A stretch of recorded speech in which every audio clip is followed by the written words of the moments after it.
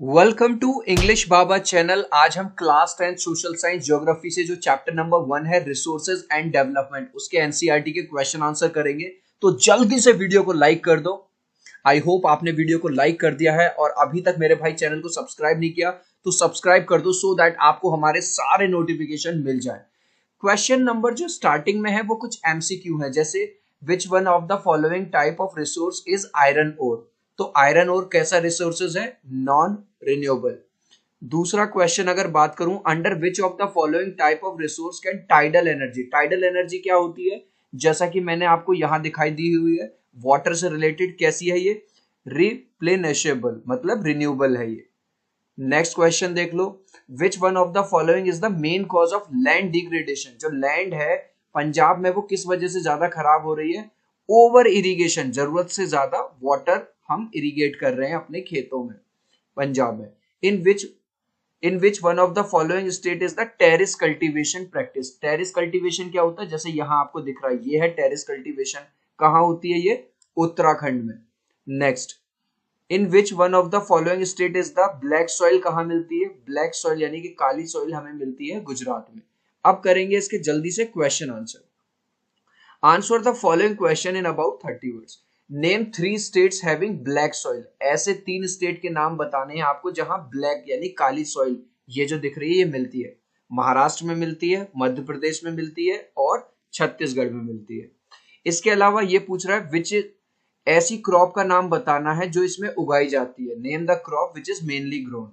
The crop which is grown in it is cotton. Cotton का मतलब रुई। जो क्रॉप इसमें उगाई जाती है सबसे ज्यादा वो होती है हमारी cotton. Next question, what type of soil is found in river deltas. पहले हम यहां देखेंगे रिवर डेल्टास में किस तरह की सॉइल मिलती है। तो आंसर बस एक वर्ड में दे देना है, एलुवियल सॉइल। ये है रिवर डेल्टा और ये है हमारी एलुवियल सॉइल। अब इसमें ये दिखा है, give 3 main features of this type of soil. तो इस तरह की सॉइल के 3 फीचर क्या है? नंबर 1, वेरी फर्टाइल, बहुत ज्यादा फर्टाइल होती है। Very good for the growth of sugar cane के लिए, पैडी के लिए, वीट के लिए, यानी कि हमारे जो गन्ना है, चावल है, गेहूं है, उनकी ग्रोथ के लिए बहुत ज्यादा अच्छी होती है। और अगर नेचर की बात करूं तो ये जो सॉइल है वो एल्कलाइन होती है नेचर में। बस इतनी बात लिख देना मेरे भाई, पूरे मार्क्स आपको मिल जाएंगे। What steps can be taken to control soil erosion? Soil erosion क्या होता है? जब सॉइल बह के चली जाती है हवा से, पानी से, तो क्या क्या हम कर सकते हैं सॉइल इरोजन को रोकने के लिए हिली एरियाज में। तो हिली एरियाज में the soil erosion in hilly areas can be control by taking steps as mentioned below. ये स्टेप्स ले सकते हैं। Number 1, contour ploughing. Contour ploughing क्या होती है? जैसा कि आपको यहां दिखाई दे रहा है, ये है कॉन्टोर प्लोइंग। दूसरा, टेरिस कल्टीवेशन, अभी थोड़ी देर पहले भी बताया था, जो उत्तराखंड में होती है टेरिस पे, इस तरह से। तीसरा है स्ट्रिप क्रॉपिंग। इस तरह से स्ट्रिप बना बना के हम क्या कर सकते हैं? हम स्ट्रिप क्रॉपिंग कर सकते हैं। इधर हमने ओट्स उगा दिया, यहाँ कॉर्न उगा दिया, यहाँ हे उगा।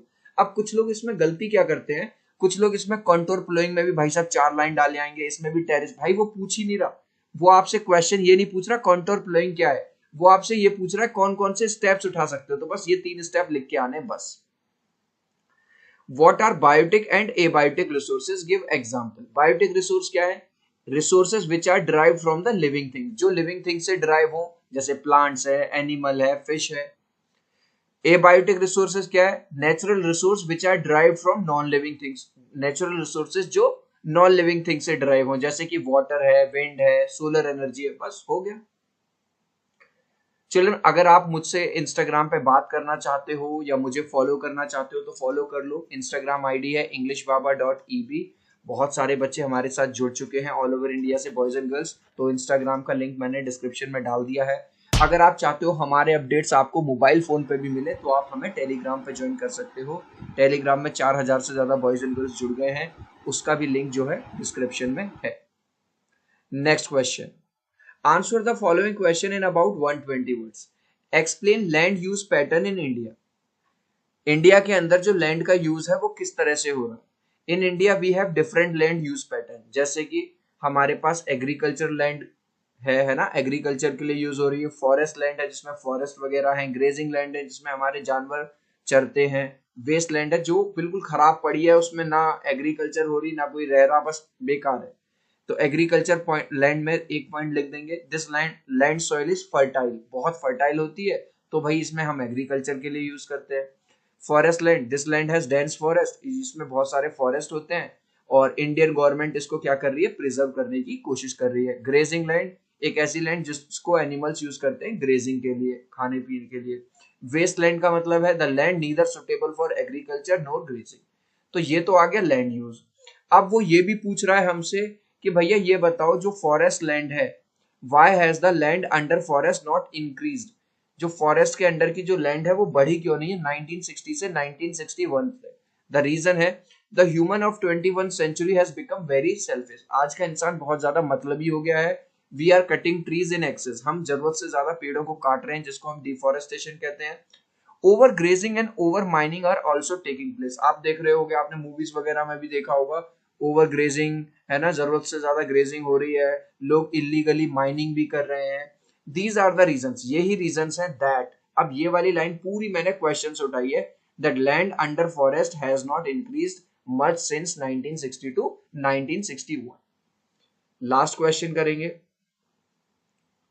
How have the technical and economic development led to the consumption of resources. जितना ज्यादा हम इकोनॉमिक डेवलप हुए, जितना ज्यादा हम टेक्निकली साउंड हुए, उतना ही ज्यादा हमने अपने नेचुरल रिसोर्सेज का कंजप्शन किया है। देखो, तो इस बात को हमें क्लैरिफाई करना है। In old days when everything used to take place manually, पुराने टाइम में जब सारी चीजें हाथों से होती थी, production was less but people were satisfied with whatever, हालांकि उतनी ज्यादा प्रोडक्शन नहीं होती थी क्योंकि मशीन्स वगैरह से नहीं होता था काम, हाथों से होता था, लेकिन फिर भी लोग सेटिस्फाइड थे। But as soon as machines यानी कि technical development started, the production increase, जैसे जैसे मशीन आई प्रोडक्शन भी इंक्रीज हो गया। More production means more income, ज्यादा प्रोडक्शन हुई तो लोगों पे पैसा आना शुरू हो गया। As a result his demand increase, फिर लोगों की डिमांड इंक्रीज होने लगी। A family which could easily settle in village now need bungalow, bike, car, computer। एक ऐसी फैमिली जो बड़े आराम से गांव में सेटल हो जाती थी, लेकिन अब उस फैमिली को क्या चाहिए भाई साहब, बंगला अलग से चाहिए, बाइक अलग से चाहिए, कार अलग से चाहिए, नए नए कंप्यूटर चाहिए, फोन चाहिए, जिम चाहिए, मॉल चाहिए और पता ना क्या क्या। 10 इस तरह से टेक्निक, अब ये लाइन पूरी मैंने क्वेश्चन से उठाई है, technical and economic development have led to more consumption of resources. हो गया। लास्ट क्वेश्चन का आंसर देखता हूं कितने बच्चे मुझे कमेंट सेक्शन में राइट आंसर देते हैं। आपको बताना है example of biotic resource, air है, प्लांट्स है, आयरन ओर है या वाटर है। ठीक है, इस क्वेश्चन का आंसर आप मुझे दोगे कमेंट सेक्शन में। चलो, आई होप मेरी ये मेहनत आपको अच्छी लगी होगी यार। वीडियो को लाइक कर देना, प्लीज चैनल को सब्सक्राइब कर देना। इस तरह का वीडियो बनाने में बहुत बहुत मेहनत लगती है, पूरे यूट्यूब पे आपको इस तरह का वीडियो नहीं मिलेगा। मिलते हैं अगले वीडियो में, बाय बाय।